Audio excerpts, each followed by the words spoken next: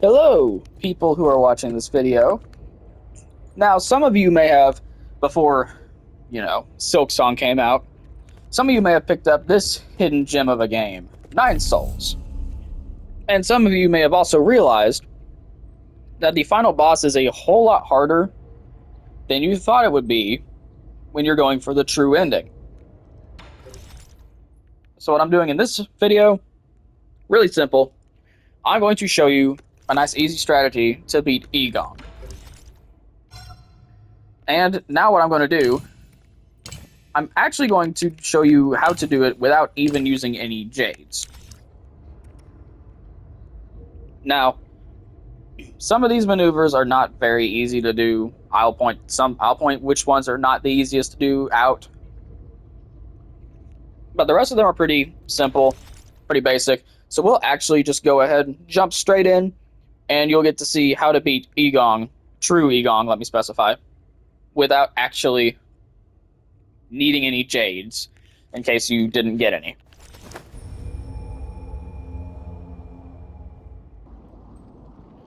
So to begin, I am playing on PlayStation, so I'll hold square the whole time to charge up my charge attack. One parry, two parry. You need to know how to parry her combos. That's just kind of learning timings. And then after every combo or after every attack where she's like left standing still, you need to do a charge attack. Obviously do the, I forgot what it was called, the aerial counter for when she does the talisman rush. Then as you can see, building up internal damage, parrying consistently, getting the not the talisman attacks, the charge attacks off for extra damage. And then when she gets behind you like that, it's a great time to do a talisman rush in phase 1. Let me specify, that's only in phase 1, because in phase 2 she can start following that up with a talisman rush if she really feels like it. For this, unbound counter would be nice, but if you're not comfortable, another solution is to run as far as you can away from her. And then dash at the moment that she releases that.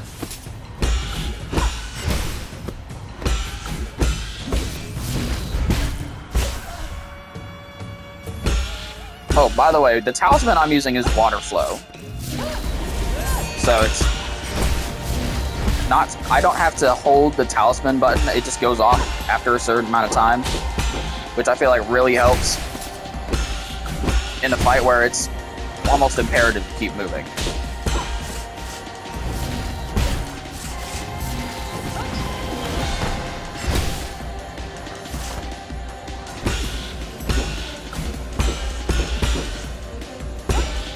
See, I could have gone for a talisman rush there, but I didn't. I got grabbed by one there, so that was a horrible butchering on my part.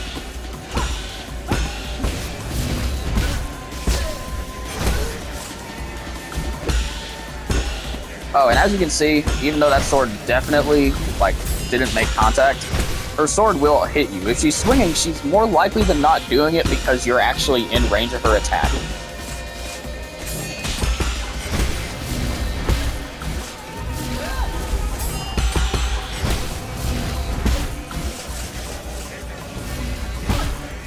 Okay, so I'll pause when we get to phase 2 so I can explain something, but right now I'm kind of focusing in, so let's go into phase 2 then.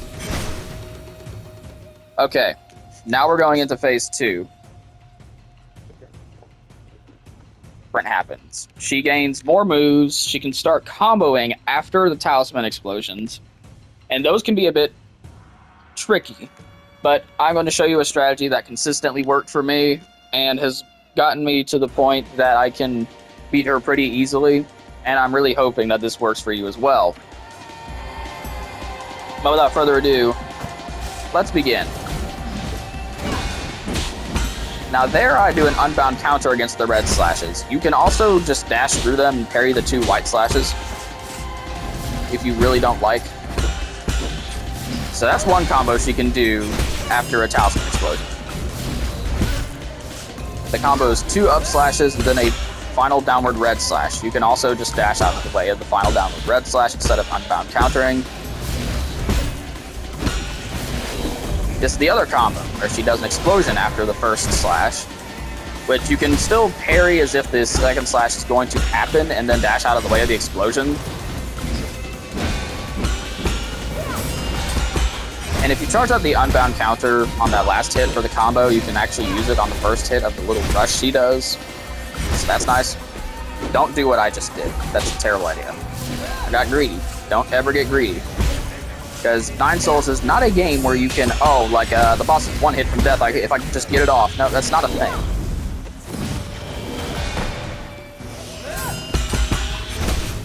So a quick heal remedied that. It also helps if I remember to parry instead of just standing there doing nothing. So as you can see, I'm actually building up my internal damage this time, or her internal damage. See, 1, 2, 3. Like, I'm just building it up so that when I do a talisman explosion, it's going to do a lot of damage. Like that. There are risks involved. If you just don't attack her for a long period of time, that will all heal up. But that's pretty hard to let happen. You'd have to, try to let her heal that. Oh yeah, but you saw that one time I did in fact dash through the 2 red waves and then parry the 2 in the middle, like so. And this eliminates the awkwardness of doing an unbound counter against that follow-up attack. It's also easier than doing the unbound counter strat, but if you can get the unbound counter down, I recommend doing it. And that one, you can try and get away from it, but okay. I need to either focus up or just...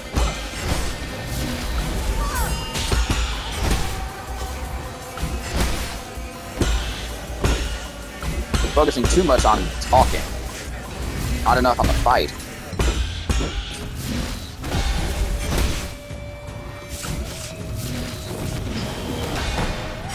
So...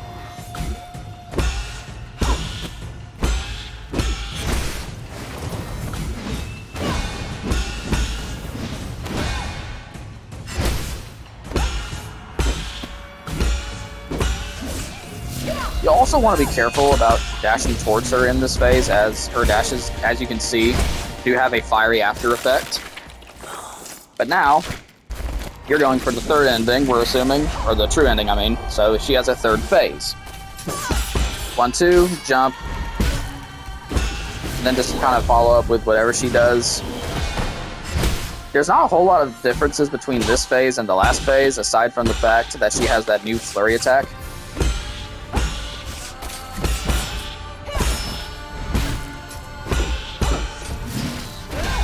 She has 2 variants of the flurry attack. She has 1, 2 jump and 1, 2 parry.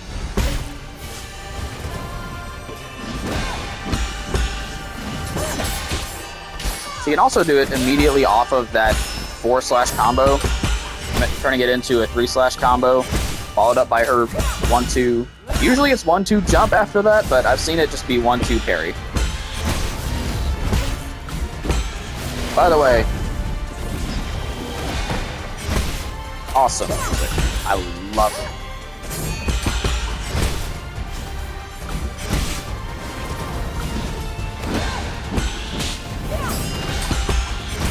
So I might just go mute for the rest of the fight, honestly.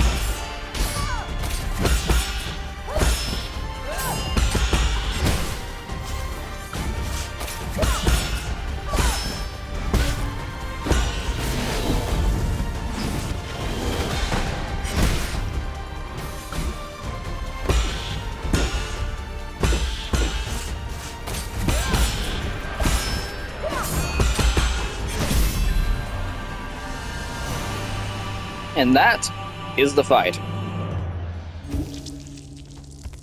I feel like I did a decent job of explaining it, but if you have any questions or concerns, do let me know in the comments, and I'll try to explain it as best I can. I do my best teaching by example because I'm not very good at explaining the processes of a game. Because of how I have these like patterns organized in my brain, it's a weird way that only really I understand. But and that's not me saying like, oh, I'm just on such a high level that you can't understand me. No, that's me saying that my own organization methods make no sense, and I know dang well that that's the case. So I'm sorry if you don't understand them. I'm not sure how I do. So ideally against that boss, you would also have the Hedgehog Jade so that your parries would also inflict internal damage. And I really like, oh, where is it? Ah, here we go. Immovable Jade reduces the time to execute Charge Strike. And then on top of that, I usually put the Focus Jade to empower my Charge Strike. Just makes it easier. So my usual loadout would be Hedgehog Jade, Immovable Jade, Focus Jade, and usually I just I'll put that on, or I'll find some other 2 thing that's not like terrible. I don't know. I mean, this one's all right. I mean, I guess this is a good loadout. I don't know. I don't really put anything consistently in those last 2 slots because there's not a whole lot of reason to put something there. So now let me show you. Here, let me see how long I've been running. So now let me show you what happens if you use a decently optimal Jade loadout against this boss. I will warn you, this goes a lot faster and I'll be saying a lot less.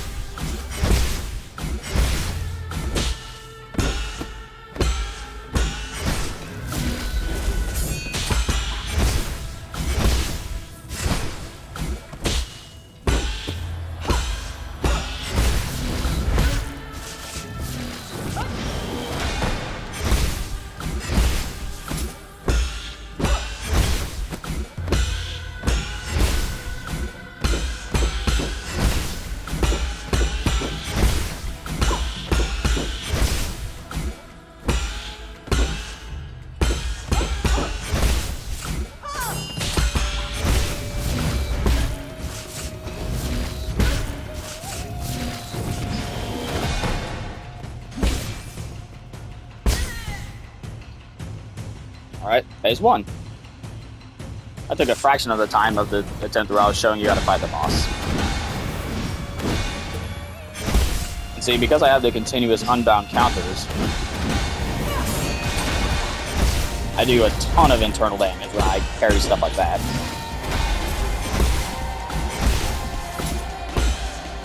I might have been able to get that 3rd hit off, but I just didn't risk it.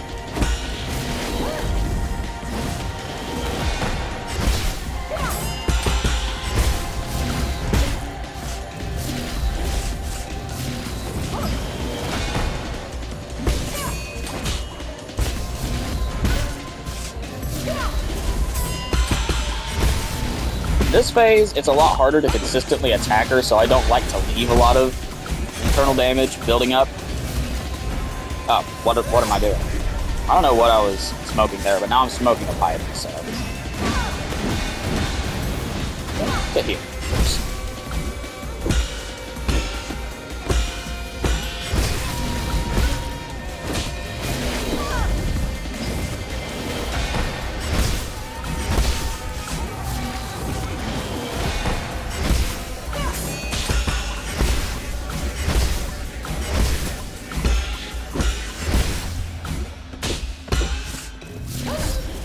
What am I doing?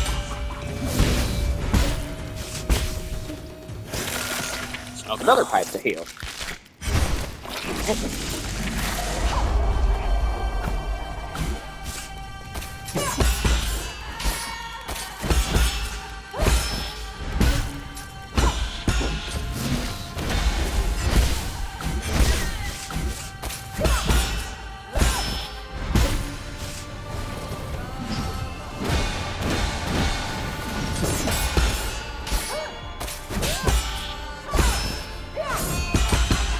I was today years old when I learned that the continuous unbound counter does not apply to the 1-2 attacks because you get knocked into the air. I guess it makes sense, but still don't know that for a fact.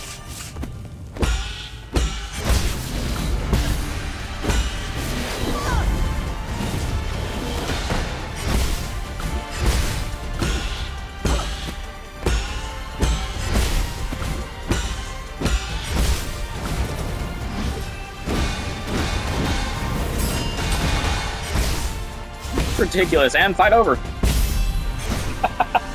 That's insane. So actually, the continuous unbound counter is a really optimal setup. So as you can see, that took so little time. It took 4 minutes as opposed to like 12. That's awesome. All right, well guys, that is how you fight Eigong on just a no Jade setup and a super optimal Jade setup. So I hope this was informative. It might not have been, might have been a total waste of time, but if you're struggling with Eigong and this video somehow gets to you through the crappy YouTube algorithm, I really hope that this helps. Because usually guides on YouTube are like, yo, well, it's pretty simple. You can do this and you can do this. And it's like you are moving across the screen at the speed of light. I do not understand what you're doing. I do not know any of these techniques that you're talking about. How are you doing this? It's like, well, unfortunately, it just takes a lot of practice. And in this case, it is mostly practice. If you can get Eigong's like attack pattern down, that's the majority of it. But I also showed you ways to avoid some of the attacks that are very problematic that I've seen among YouTubers playing these bosses. Now, ask me to fight any other boss, and I will not be able to, but I have fought Eigong easily, like 100 times. So that is how you fight Eigong.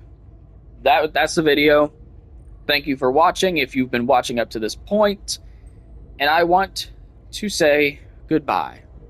But I've been procrastinating for a while, so I'm going to say one last thing.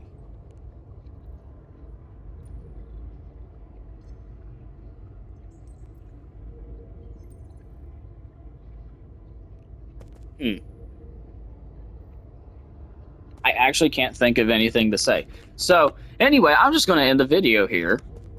All right, and do... Okay, that's what I wanted to say. All right, hold on. So, Jades.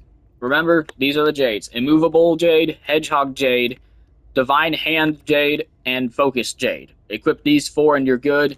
Still need the Water Flow, Talisman Explosion, still the best.